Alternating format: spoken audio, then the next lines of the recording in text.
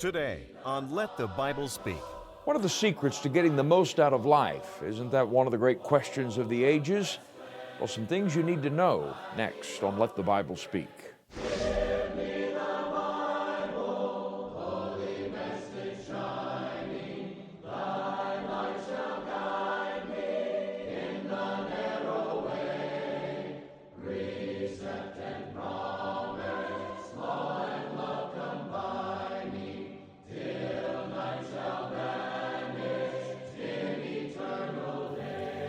And welcome to the program today. It's good to be with you as always. Thank you for joining me for Let the Bible Speak. I hope you'll remain for a few moments as I want to talk about your life. I'm sure you value your life and you want the best life that you can possibly have. But do you ever stop and wonder what life is all about? What does it mean to live the best life? Why are we here? What is the meaning of life? And how do I get the most out of the brief time that I'm allotted? Those are age-old questions that have challenged the philosophers and confounded many a person who finds life a great mystery. But the Apostle Peter in 1 Peter chapter 3, beginning in the 10th verse, actually quotes from the Psalms, saying, "For he that will love life and see good days, let him refrain his tongue from evil, and his lips that they speak no guile. Let him eschew evil and do good. Let him seek peace and ensue it. For the eyes of the Lord are over the righteous, and his ears are open unto their prayers. But the face of the Lord is against them that do evil." I think we all want the most out of life. We want to have a good and profitable life, and when it's over, we want to look back and feel as though we lived it well. I believe the key to doing that is understanding what life is and settling some important issues about life. And I want us to consider some of those questions and issues today that help us sort out the ultimate meaning of our existence here and to live life to its fullest. Our lesson today, solving the issues of life, and I'll return with that in a moment.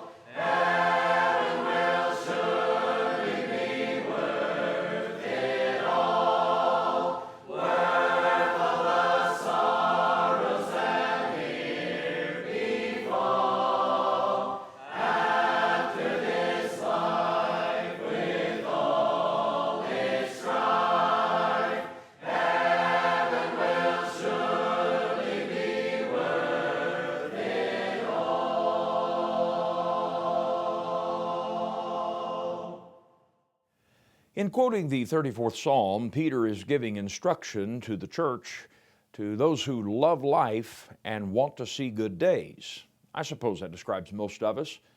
For many of us, though, life is a real struggle. It's a mystery.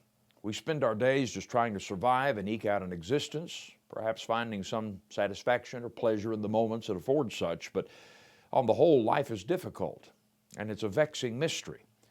Many people spend most of their lives trying to figure out just how to make the most out of life they're given and how to somehow make it a good and a profitable life. Here Peter suggests that living a good and rewarding life is not a matter of our circumstances, but rather a matter of choice and a matter of action. He plainly tells us that if we would love life and see good days, we must make up our minds and make certain choices to have that kind of life. You see, everyone is faced with a great decision between a good life and a bad life, between a right path and a wrong path, between right and evil, and circumstances have so very little to do with that. The path that we choose, not wish for, but choose, will determine the kind of life we have, regardless of circumstances that are beyond our control. Moses said in Deuteronomy chapter 30, beginning in verse 19, I call heaven and earth to record this day against you, that I have set before you life and death, blessing and cursing. Therefore choose life, that both thou and thy seed may live, that thou mayest love the Lord thy God, and that thou mayest obey his voice, and that thou mayest cleave unto him, for he is thy life and the length of thy days. We either choose the path of life or the path of death, and it's as simple as that, the path of success or the path of eternal failure. But before we can sort through the issues of life that confront us and make the right choices, we must consider life itself. We need to get some basic issues about life straight in our mind. And I propose that when we understand some things about life, we'll begin to look at things not only from a different perspective, but the right perspective. And it will cause us to make the right choices concerning life. And as Peter says, love life and see good days. First of all, I would suggest that we must consider the source of life. The source of life. The origin of life is a vital issue that we must settle in our minds if we're to get the most out of this time we have here in this world. The way we view the world and the way we view our lives has a great deal to do with where we believe life came from.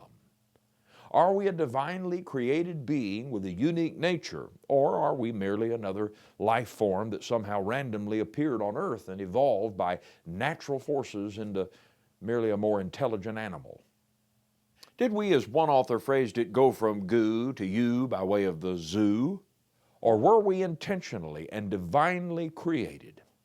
Now, according to Genesis chapter 1, beginning in verse 26, God said, let us make man in our image, after our likeness, and let them have dominion over the fish of the sea, and over the fowl of the air, and over the cattle, and over all the earth, and over every creeping thing that creepeth upon the earth. So God created man in his own image.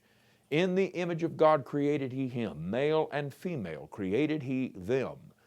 And then in chapter 2, verse 7, we're told that God created man from the dust of the earth and breathed into his nostrils the breath of life, and man became a living soul.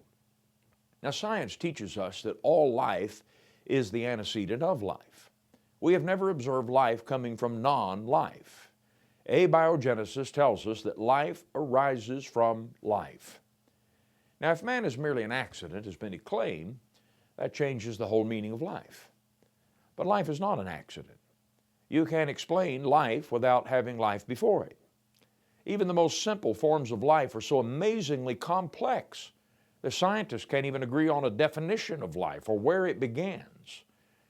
We think we understand many of the components and building blocks of life, but there is no proven natural explanation of how life originated.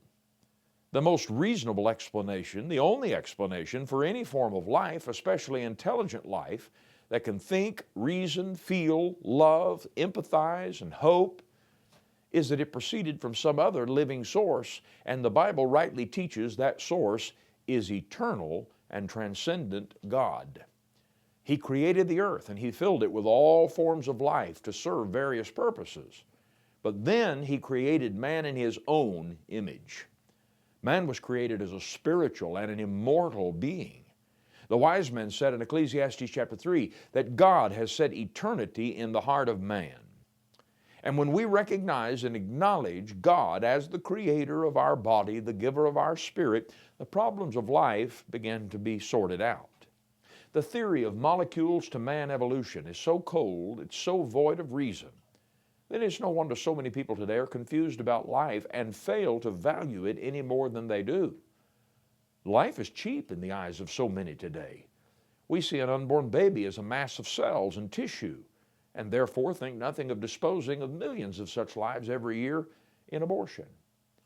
One of the reasons people so indifferently and callously shoot people in the streets and take innocent lives is because they have no respect for God as the giver of life. They have no respect for the sacredness of life. Brutal and atheistic dictators have been responsible for the deaths of millions upon millions of people down through the stream of time because they view life as cheap and expendable.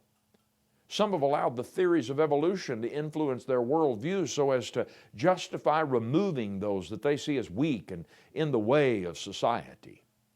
You see, when we think about the source and origin of life, what we think about that helps determine how much regard we have for life. And what man needs more than anything today is to realize that he is the creation and the handiwork of God, and not merely some clump of cells or some glorified ape-like creature that got here by chance. Man has a spirit created in the image and the likeness of God, and this lifts him above the animal kingdom, and it gives him responsibilities and makes him accountable to the God who created him for his purposes. It makes man a moral being that is held accountable for the moral choices that he makes. You'll begin to find direction in life and discover the keys to a good and profitable life and make wise decisions in life when you first settle the matter of where your life came from. That has to be a building block in life's foundation. But then we must also discover the true purpose of life. If God placed us here, why did He do so? Is there a design and a reason for life, or is it all an unlikely cosmic happenstance?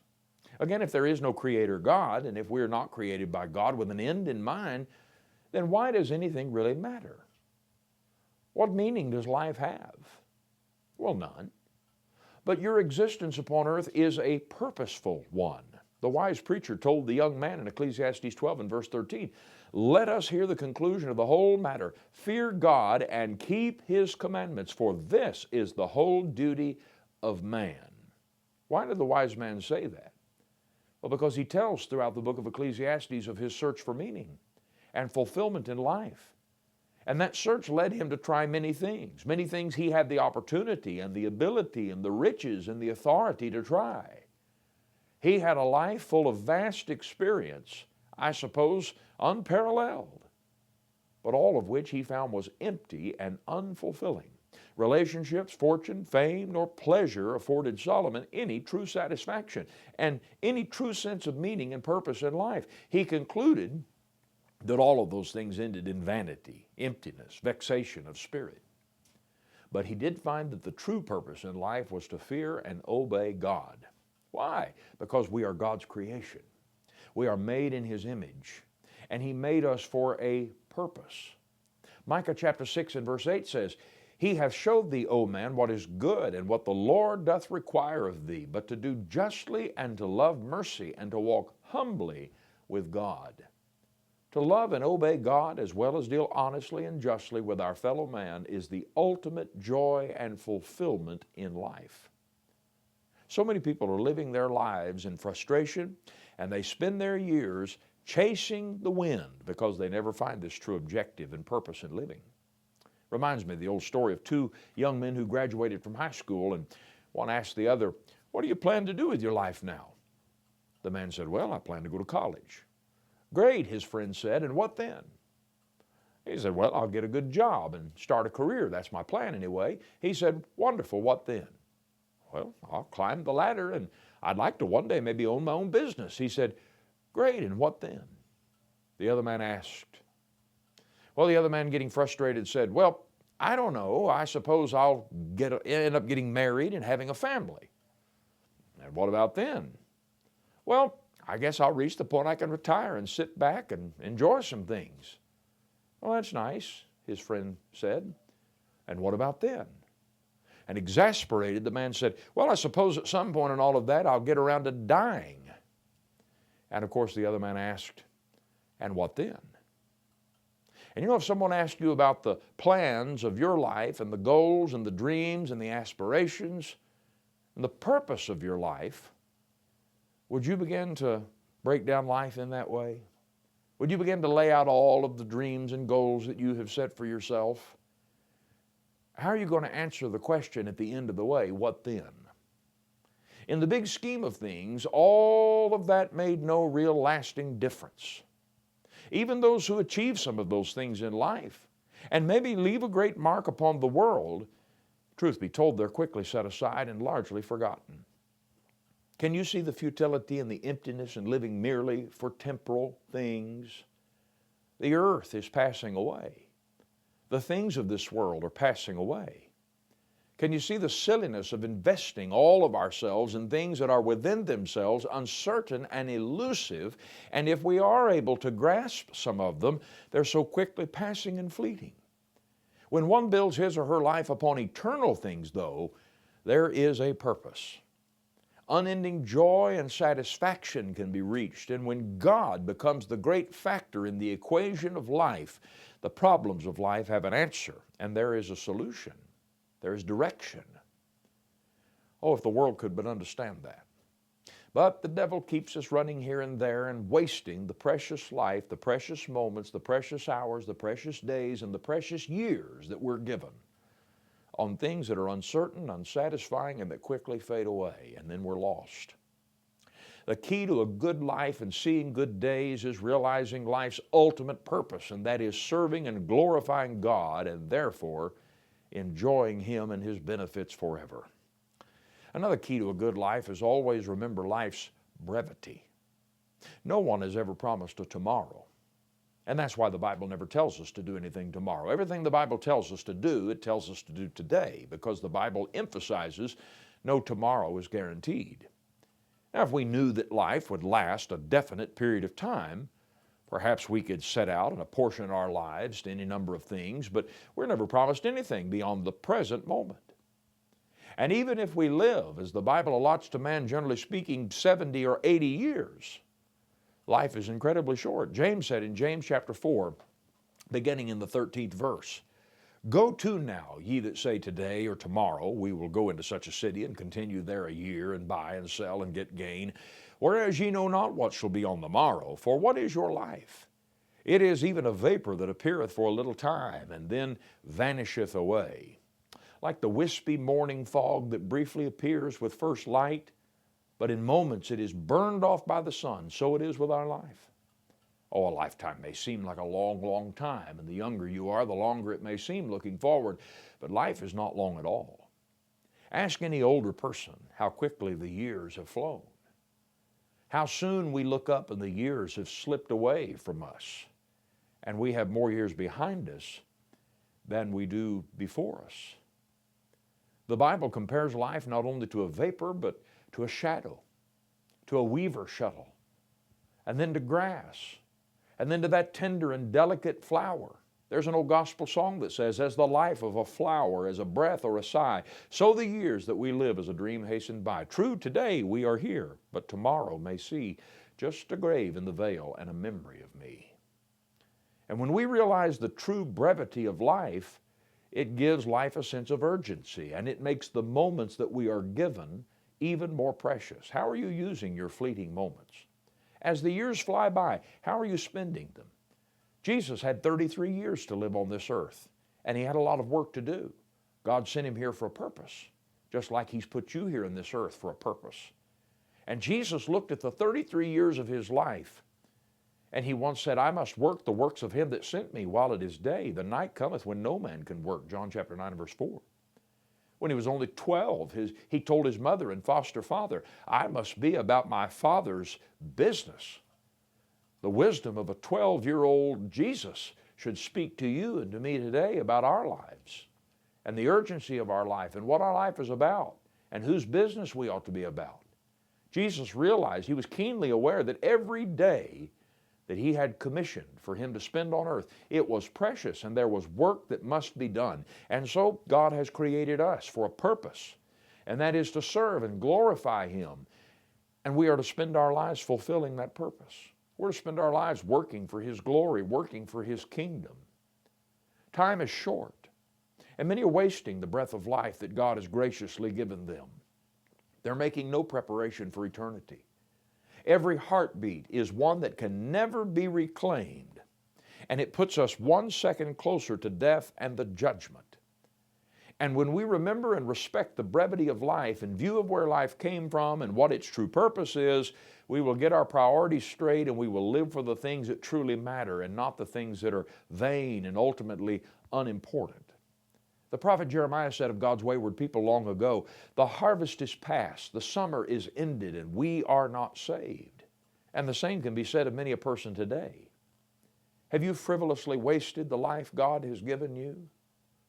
Are you wasting your life today? If death were to come and wrap his icy fingers around you this day, if the grim reaper is standing nearer by than you may think with his sickle raised to harvest, and summer for you has ended, will you go as an unprepared and disobedient soul to God into the judgment? As the famous woman of Tekoa said to David as she interceded for David to allow his rebellious son Absalom to return to him, that beautiful conversation recorded in 2 Samuel chapter 14, she said in verse 14, "We must die and are as water spilt on the ground, which cannot be gathered up again." The poet said, "The clock of life is wound but once, and no man hath the power to tell just when the hands will stop at late or early hour." Life is so brief. We're here for such a short time. We quickly take our place in the procession of man as one generation passes through and then passes on, and another takes our place. How are you using that very short window of time? Is it all vanity, as the wise man said? Or is it counting for Christ and for eternity? Are you laying up eternal treasures or earthly ones? When you settle this issue and invest the time you're given in eternal and lasting things, your life then truly counts for something. It is well spent. And because of all of these things then, we also need to see the value of life. The Lord one time said, "For what is a man profited if he shall gain the whole world and lose his soul? Or what shall a man give in exchange for his soul?" Matthew 16, verse 26. In other words, man is, by essence of his creation, a spiritual being. And if God made us in his image, and he did so for a purpose which he ordained, and he gave us a certain amount of time to carry out that purpose, doesn't that make life seem much more precious? If the true meaning of life pertains to spiritual and eternal things, doesn't that make a life lived for the fleeting things of earth rather pointless and ultimately meaningless? Jesus says if a man could gain the whole world, money, power, fame, pleasure, you name it, and in the process lose his soul, he hasn't gained anything, because those things are temporary at best. They're fleeting. One day they'll be gone. But rather, Jesus says, in pursuing those things, he has lost the one thing that lasts forever, and the one thing that in the end really counts, his soul. Your life means something to God. You are a soul made in the image of God. Your life is considered a precious commodity in God's eyes. Jesus said the Father takes notice of a tiny sparrow that falls. And if that be the case, how much more does he care for you who are made in his image? He created you for a purpose. And I'm asking you today, are you fulfilling that purpose? Are you allowing him to fulfill that purpose in you by yielding your heart, mind, body, and soul to him? Think about this. He demonstrated what life is really all about and how much he cares about that life, not by enriching us with money, not even by promising us good health. He showed his true concern and he showed the kind of value that he places upon our life by sending his Son, who gave up his own life to redeem ours. He took the form of man. He bore our sins upon Calvary that we might know the forgiveness of our sins and once again have a relationship with holy God, to redeem and restore all that was lost through our sin. That shows the value God places upon your life. And friend, if you would love life and see good days, the key is to live for him, to love him, to serve him, to fear him, to obey him. For as the wise preacher said, this is the whole duty of man. All creatures of our God and King, lift up your voice and with us sing. Hallelujah, hallelujah, thou burning sun with golden beam, thou silver moon with softer gleam.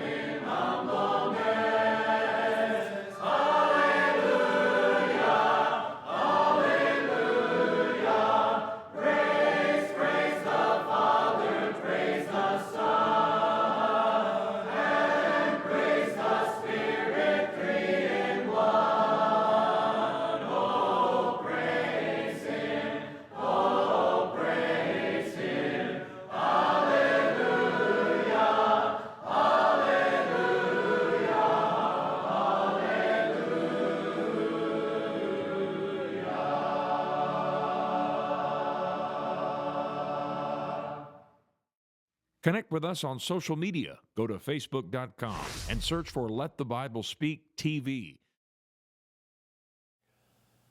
I hope our lesson today has caused you to stop and think about how you're spending your time here upon this earth. The wonderful thing about the gospel is that you can have a new life. Maybe you've been wasting your life to this point. Maybe you've been living for things that are fleeting and do not matter. Today can be a new beginning for you. It can be the day that you enter into the land of beginning again. The Bible calls that the new birth, and rising from the waters of baptism to walk in newness of life. And that life is a life of purpose, it's a life of meaning, it's a life of joy, and it's a life of eternal fulfillment.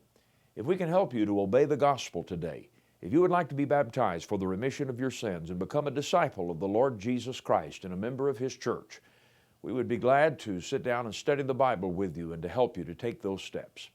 If you'd like a copy of our lesson today, get in touch with us. We'll send you a free printed transcript. Just make sure you ask for the lesson, Solving the Issues of Life, and we'll get that free copy on its way as soon as we can. Remember, we're online, LTBSTV.org, and social media, so be sure to like and follow us on the various platforms, and make your plans to join me back here, if the Lord wills, for another Bible study next time. Until then, I pray you have a good week ahead. May the Lord richly bless you, and the churches of Christ salute you. Let the Bible Speak is brought to you by the Church of Christ. For more information, including our past broadcast and sermon transcripts, visit LTBSTV.org.